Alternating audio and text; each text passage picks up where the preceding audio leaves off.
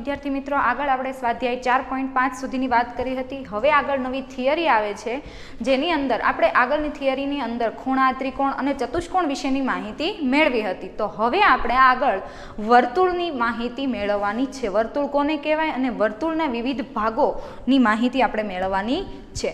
तो पहेलुं छे वर्तुळ। तो वर्तुळ कोने कहेवाय? तो एक ज समतलमां कोई निश्चित बिंदुथी ચોક્કસ અંતરે આવેલા બિંદુઓ વર્તુળ રચે છે। હવે હું કીધું એક જ સમતલમાં। હવે સમતલ કોને કહેવાય? એ તો આપણને ખ્યાલ જ છે કે આ બોર્ડ છે તો એક સીધી સપાટી છે તો એને એક સમતલ કહેવાય છે। તો આ એક જ સમતલમાં કોઈ નિશ્ચિત બિંદુથી, અહીંયા ધ્યાન રાખજો, અહીંયા એક આકૃતિ આપેલી છે, એ વર્તુળ તૈયાર થાય છે, એ આપણે અહીંયા જોવાનું છે કે ભાઈ એક જ સમતલ, તો આ બોર્ડ છે એક સમતલ છે, એમાં કોઈ નિશ્ચિત બિંદુ, તો કે નિશ્ચિત બિંદુ મેં ઓ ધારી લીધું છે। તો નિશ્ચિત બિંદુથી ચોક્કસ અંતરે, ચોક્કસ અંતર એટલે કે કેવું રહેવું જોઈએ? સરખું અંતર। ચોક્કસ અંતરે જે બિંદુઓ આવેલા છે એ એક વર્તુળ રચે છે। તો એક સમતલમાં આ નિશ્ચિત બિંદુથી ચોક્કસ અંતરે એટલે કે ફરતા ફરતા આ બિંદુથી ફરતું ફરતું તમે ગમે એ રીતે જાઓ તો એ બધી જ દિશાઓમાં સરખું અંતર હોવું જોઈએ। તો આ સરખું અંતર જે આવેલા બિંદુઓ છે તો એને જોઈન્ટ કરો, જોડો તો એક વર્તુળની રચના થાય છે। તો આ થયો વર્તુળ। આ નિશ્ચિત બિંદુ એ જ વર્તુળનું શું છે? કેન્દ્ર છે। નિશ્ચિત બિંદુ એટલે કોઈ બિંદુ તમે ધારો છો અને ત્યાંથી વર્તુળ દોરો છો પરિકરની મદદથી, તો એ જે આ કેન્દ્ર છે એ વર્તુળનું જ કેન્દ્ર થાય છે, જે નિશ્ચિત બિંદુ છે તે।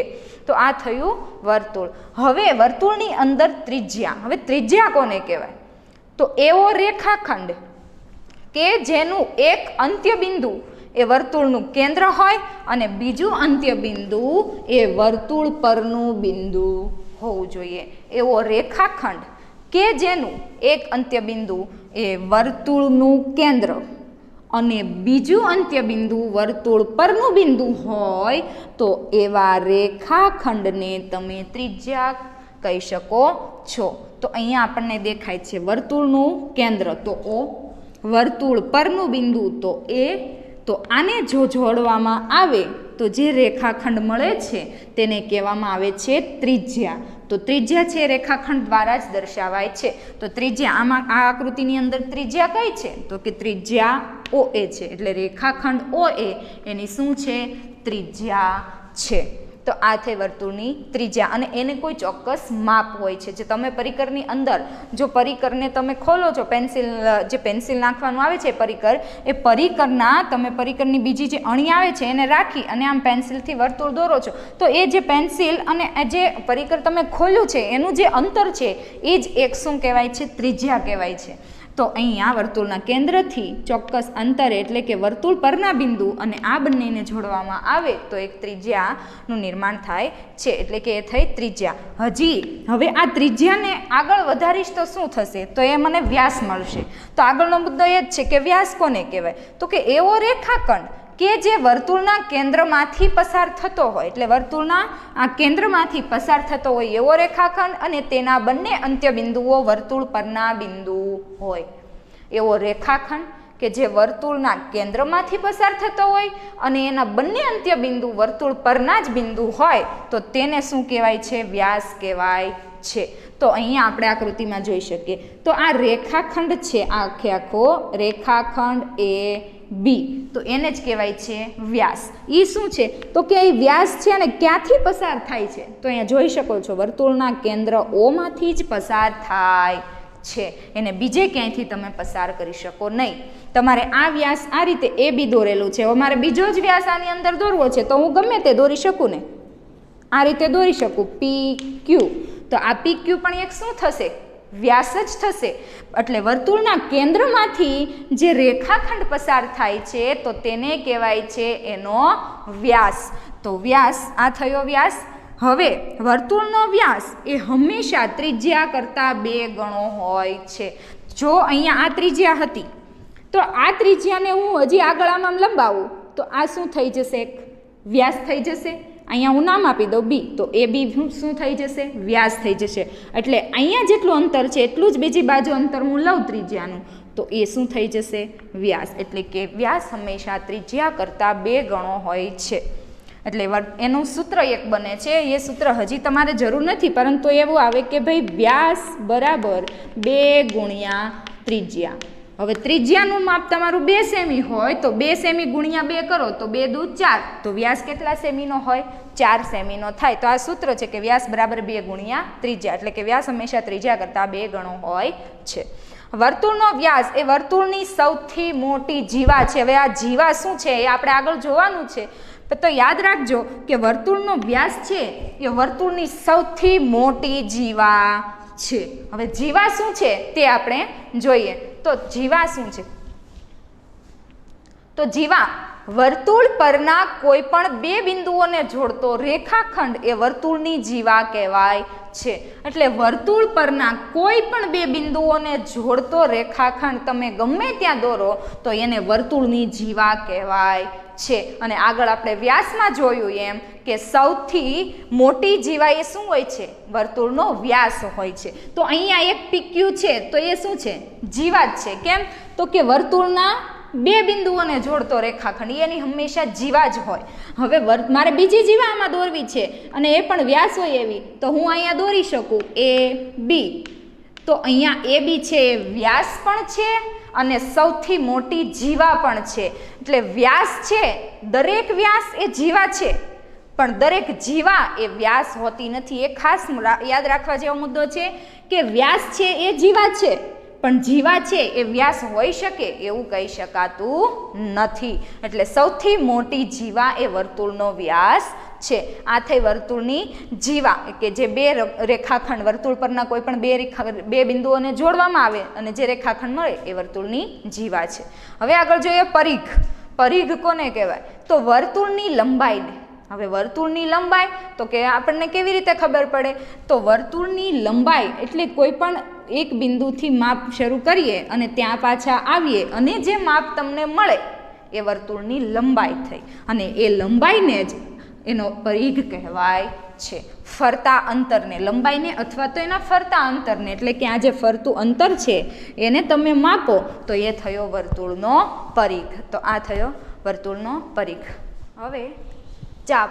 તો ચાપ કોને કહેવાય? તો ચાપ એ વર્તુળનો જ ભાગ છે. ચાપ શું છે? એક વર્તુળનો જ ભાગ છે. કે વર્તુળનો જે આપણે પરિઘ જોયો હતો તો એ પરિઘમાંથી જ થોડોક ભાગ લઈ લો તો એની શું થાય છે? ચાપ થાય છે. જેમ કે અહીંયા આપ્યું છે, વર્તુળ દોરેલું છે, તો વર્તુળ પર અહીંયા P અને Q બિંદુ, તો આ P અને Q બિંદુને હું અહીંયા દર્શાવું છું, તો એ P અને Q એ ચાપ PQ છે. તો એને દર્શાવવા માટે શું? તમે ખાલી PQ દર્શાવશો તો એ કંઈ ગણતરીનું નથી. તમારે ચાપની નિશાની કરવી પડશે, એટલે કે સંકેત કરવો પડશે. તો ચાપને સંકેતમાં આ રીતે ઉપર ચાપની નિશાની ગોળાકારમાં રાખવાનું છે. સીધું કરશો તો એ રેખાખંડ થઈ જશે, એટલે સેજ ગોળાકારમાં લેવાની છે. એટલે ચાપની નિશાની કરી અને PQ એ રીતે લખશો તો એ શું દર્શાવાય છે? કે ચાપ PQ છે. તો આ થઈ વર્તુળનો ચાપ. પછી છે વૃત્તાંશ. વૃત્તાંશ કોને કહેવાય? તો વર્તુળના અંદરના ભાગનો એવો પ્રદેશ કે જેની એક બાજુ ચાપ હોય, એટલે કે અહીંયા એની એક બાજુ ચાપ હોય અને બીજી 2 બાજુઓ ત્રિજ્યાઓની જોડ હોય તો તેને વૃત્તાંશ કહેવાય છે. તો એક જોડ એટલે કે એક બાજુ ચાપ છે અને બીજી 2 બાજુઓ શું છે? ત્રિજ્યાની જોડ છે. તો અહીંયા આપણને દેખાય જ છે તે હું કયું છે? POQ એક શું છે? વૃત્તાંશ છે, જેમાં PQ ચાપ છે અને OP અને OQ એ બંને ત્રિજ્યા છે. તો એનાથી ઘેરાયેલો જે ભાગ છે, અંદરનો પ્રદેશ છે, તો એને કહેવાય છે વૃત્તાંશ. જે અહીંયા છાયાંકિત કરેલો ભાગ છે એ છે તે વૃત્તાંશ છે. એટલે કે જેમાં અંદરના ભાગનો એવો પ્રદેશ કે જેની એક બાજુ ચાપ હોય અને બીજી 2 બાજુઓ શું હોય છે? એની ત્રિજ્યાઓની જોડ હોય છે, તો તેને કહેવાય છે વૃત્તાંશ. તો અહીંયા OPQ એ એક વૃત્તાંશ છે, જે અંદરનો ઘેરાયેલો ભાગ છે તે. અને હવે આગળ જોઈએ તો આગળ શું છે? તો કે વૃત્તખંડ. વૃત્તખંડમાં શું છે? તો વર્તુળનો અંદરનો એવો પ્રદેશ. આમાંય વર્તુળનો અંદરનો જ પ્રદેશ લેવાનો છે. અંદરનો પ્રદેશ એવો કે જે ચાપ અને જીવા વડે ઘેરાયેલો છે. આગળ આપણે વૃતાંશની અંદર શું જોયું હતું? ચાપ અને બીજી બે ત્રિજ્યાઓની જોડથી ઘેરાયેલો હતો, એટલે ત્રિકોણ જેવો ભાગ પડતો હતો. પરંતુ અહીંયા વૃત્તખંડમાં શું કીધું છે? એક ચાપ અને બીજી જીવા છે, એના વડે ઘેરાયેલો જે ભાગ છે તેને કહેવાય છે વૃત્તખંડ.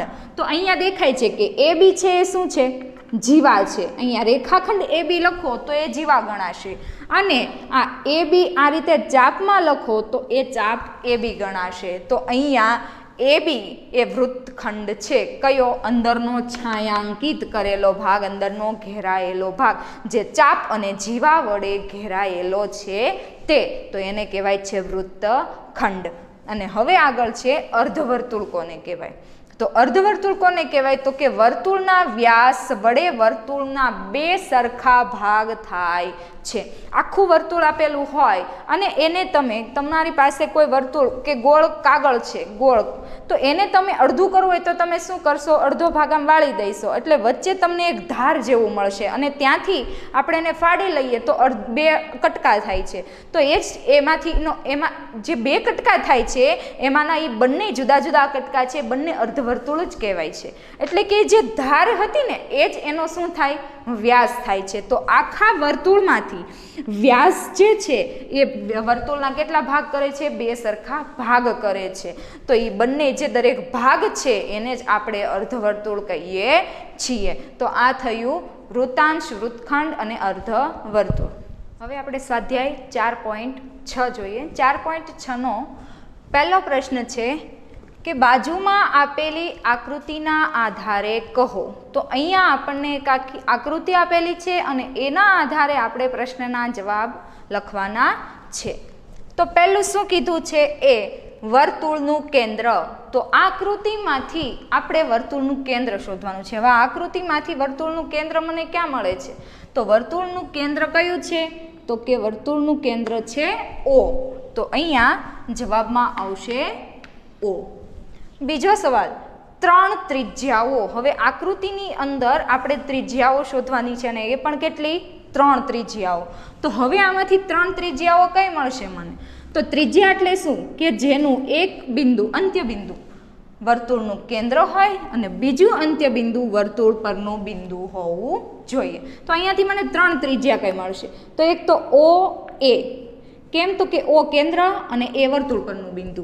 બીજી તો કે OB અને ત્રીજી OC. તો આમ મને OA, OB અને OC આ ત્રણે મને ત્રિજ્યાઓ અહીંયાથી મળે છે. તો આ ત્રણે ત્રિજ્યાઓના નામ અહીંયા લખી કાઢીએ. તો OA પણ કેવું? રેખાખંડ OA, રેખાખંડ OB અને રેખાખંડ OC. તો આ થઈ ત્રણે ત્રિજ્યાઓ. હવે વ્યાસ કીધો છે. તો વ્યાસ આપણે શું જોયું હતું થિયરીની અંદર? તો કે વ્યાસ એ વર્તુળના કેન્દ્રમાંથી પસાર થતો રેખાખંડ અને એના બંને અંત્યબિંદુ વર્તુળ પરના બિંદુ હોય. તો હવે વર્તુળના કેન્દ્રમાંથી પસાર થતો હોય એવો કયો છે રેખાખંડ? તો કે વર્તુળના કેન્દ્રમાંથી પસાર થતો હોય એવો રેખાખંડ આ જ છે. કયો? AC. તો શું થશે? AC રેખાખંડ AC એ વર્તુળનો શું થશે? વ્યાસ થશે. તો રેખાખંડ AC વર્તુળનો વ્યાસ છે. આગળ કીધું છે જીવા. હવે જીવા કોને કહેવાય? તો જીવામાં આપણે એમ જોયું હતું કે વર્તુળના બંને બિંદુઓને જોડતો રેખાખંડ. તો વર્તુળ પરના બે બિંદુઓ. તો વર્તુળ પરના બે બિંદુઓ કયા છે? E અને D. એને જોડતો રેખાખંડ જે છે ખાલી આ ED.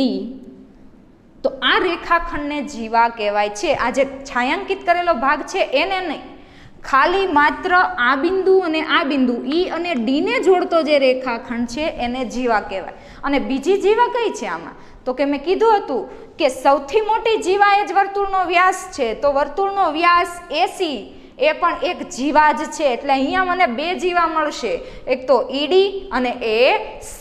તો જીવાની અંદર હું બંને લખીશ ED, રેખાખંડ ED અને રેખાખંડ AC જે વ્યાસ છે, એટલે કે રેખાખંડ એસી વ્યાસ પણ છે અને સૌથી મોટી જીવા પણ છે, તેથી મેં લખ્યું છે. માત્ર તમે ઈડી લખશો તો પણ ચાલશે, પરંતુ અહીંયા તમને ખ્યાલ આવે કે એસી શું કામ અહીંયા લખવામાં આવે છે, તો કે સૌથી મોટી જીવા એનો વ્યાસ છે એટલા માટે. પછી આપણને આગળ આપેલું છે અંદરના ભાગના બે બિંદુઓ. તો વર્તુળની અંદર આવેલા બે બિંદુઓ કયા છે? તો આખા વર્તુળની અંદર આવેલા બે બિંદુઓ કયા દેખાય છે? તો કે મને બિંદુ O અને બિંદુ P, કારણ કે E, D, C, A, B એ બધા વર્તુળ પરના બિંદુઓ છે. મને વર્તુળના અંદરના બિંદુ લખવાના કીધા, તો બિંદુ O અને બિંદુ P. તો હું લખી શકું O અને P. હવે બહારના ભાગમાં આવેલા બિંદુઓ, તો બહાર વર્તુળ છે એની સિવાયના એની બહારના ભાગમાં કયા બિંદુઓ આવેલા છે? તો બિંદુ Q આવેલું છે. તો બહારના ભાગમાં કયું બિંદુ આવેલું છે? બિંદુ Q. હવે વૃતાંશ અને વૃત્તખંડ. હવે વૃતાંશ કોને કહેવાય? તો વૃતાંશમાં આપણે જોયું હતું કે વર્તુળના અંદરના ભાગનો એવો પ્રદેશ કે જેની એક બાજુ એ વર્તુળનો ચાપ હોય અને બીજી બે બાજુ એ ત્રિજ્યાઓની બે જોડ હોય. તો એવું કયું છે? તો વૃતાંશ કયો થશે? આ કે જેની બે ત્રિજ્યાઓની એક જોડ અને એક ચાપ. તો ચાપ AB અને OA અને OB ત્રિજ્યા, આ ત્રણેયથી ઘેરાયેલો પ્રદેશ કયો છે? તો OAB એ એનો શું થશે? વૃતાંશ થશે. તો શું લખીશ? OAB. પણ કયો? તો કે છાયાંકિત ભાગ. કેવો ભાગ? છાયાંકિત કરેલો ભાગ. એનો શું થશે? વૃતાંશ થશે. હવે વૃત્તખંડ કીધું છે, તો વૃત્તખંડ કયું છે? એ પણ અંદરના વર્તુળના અંદરના પ્રદેશનો એવો ઘેરાયેલો ભાગ કે જેની એક બાજુ ચાપ હોય અને બીજી કઈ હોય? જીવા હોય. ચાપ અને જીવાથી. તો એ કયું છે? તો ED. અને એ પણ કેવો? ઘેરાયેલો ભાગ. જે જીવા ED અને ચાપ ED થી ઘેરાયેલો ભાગ છે, તો એને તમે શું કહી શકો? વૃત્તખંડ. તો વૃત્તખંડમાં આવશે ED. એ પણ કેવો ભાગ? છાયાંકિત ભાગ. આ થયો પહેલો પ્રશ્ન. હવે બીજા પ્રશ્નમાં શું કીધું છે? તો કે બીજા પ્રશ્નમાં A અને B આવી રીતે બે સવાલ પૂછેલા છે. તો એમાં શું કીધું છે? શું દરેક વ્યાસ એ વર્તુળની જીવા છે? તો જ્યારે થિયરી ચલાવી હતી ત્યારે જ કીધું હતું કે વર્તુળનો વ્યાસ એ જીવા છે, પણ જીવા એ વ્યાસ હોઈ શકે એવું કહી શકાય નહીં. તો અહીંયા દરેક વ્યાસ એ વર્તુળની જીવા છે? તો કે હા, સાચું. તો અથવા તો કહી શકો કે હા તે છે. શું દરેક જીવા એ વર્તુળનો વ્યાસ છે? તો અહીંયા પાછું એનાથી ઊંધું પૂછ્યું કે દરેક જીવા એ વર્તુળનો વ્યાસ છે? તો કે દરેક જીવા વર્તુળનો વ્યાસ હોઈ શકે નહીં. તો આમાં આવશે જવાબમાં ના. આ થયો પ્રશ્ન 2. હવે આગળ જોઈએ આપણે પ્રશ્ન 3. પ્રશ્ન 3 માં શું કીધું છે? તો કે વર્તુળ દોરીને દર્શાવો. કેવું વર્તુળ? તો કે મને આપેલું છે આ બધું જ એની અંદર સમાવેશ થતો હોય એવું મારે વર્તુળ દોરવાનું છે, કે જેની અંદર કેન્દ્ર, ત્રિજ્યા, વ્યાસ, વૃતાંશ, વૃત્તખંડ, અંદરનું બિંદુ, બહારનું બિંદુ અને ચાપ, આ બધાનો સમાવેશ થતો હોય એવું મારે વર્તુળ દોરવાનું છે. તો હવે હું પહેલા એક વર્તુળ દોરી કાઢીશ.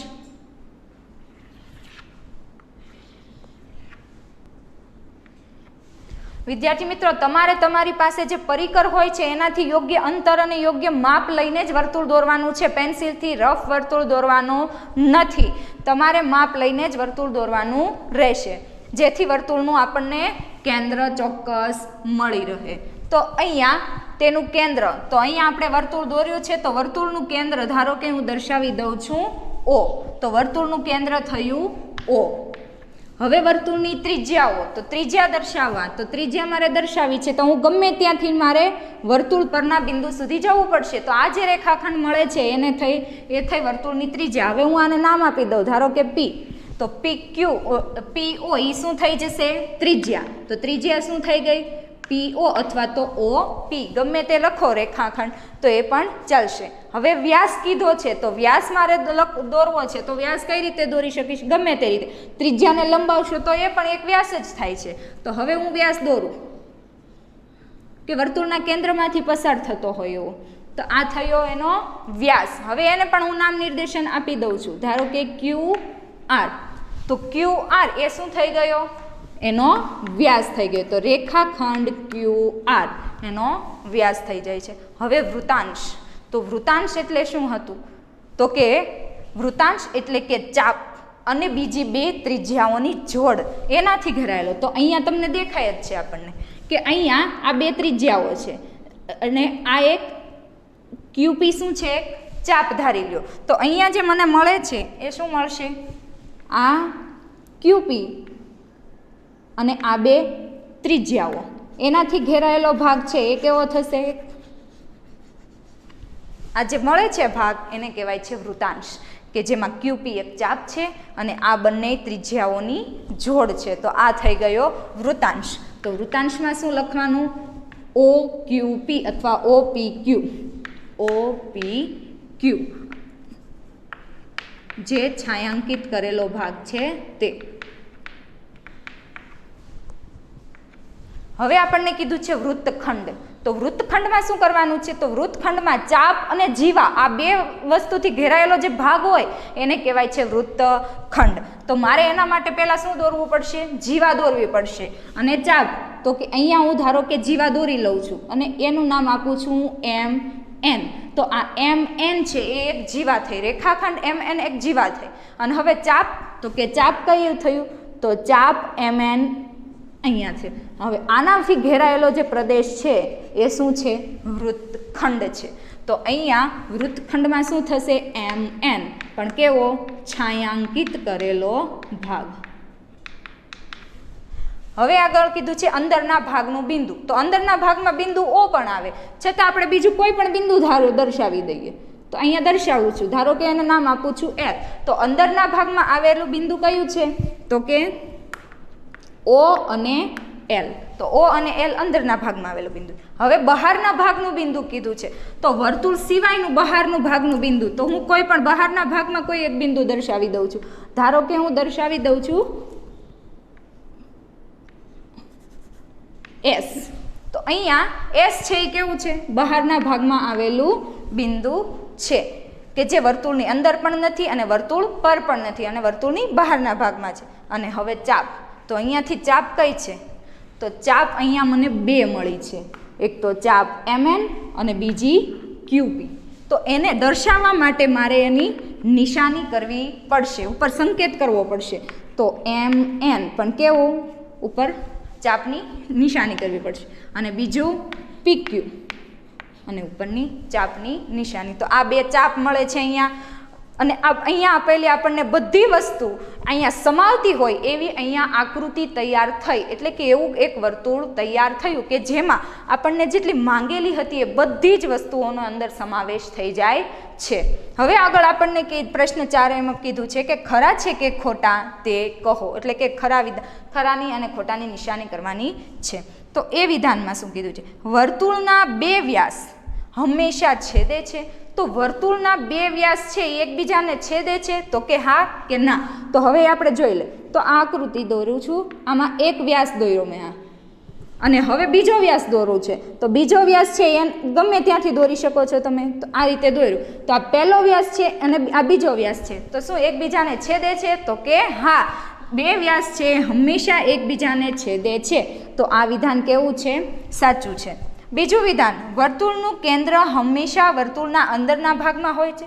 તો વર્તુળનું કેન્દ્ર જો બહારના ભાગમાં હોય તો વર્તુળ દોરી જ ન શકાય ને, તો એ વર્તુળ પાછું બીજું વર્તુળ દોરી શકાય.